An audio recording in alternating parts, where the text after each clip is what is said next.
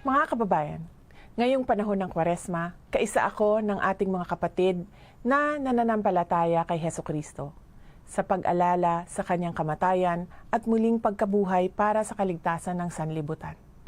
Naisulat sa Biblia ang kanyang wagas na kadakilaan at pagmamahal para sa ating lahat. Ito ang dahilan kung bakit sinunod niya ang kalooban ng Diyos Ama na mapako sa krus at ialay ang kanyang buhay. Kaya naman, hangad ko na sa panahong ito ng ating pagninilay-nilay ay alalahanin natin ang kanyang kabutihan.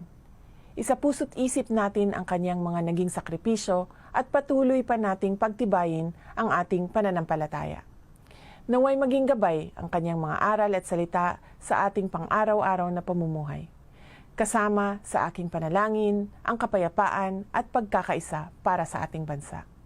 Maging inspirasyon sana natin ang pagkakataong ito upang ipagpatuloy ang ating makadiyos at demokratikong mithiin para sa bayan at bumuo ng isang mapayapang bansa. Patnubayan nawa tayo ng Poong May Kapal.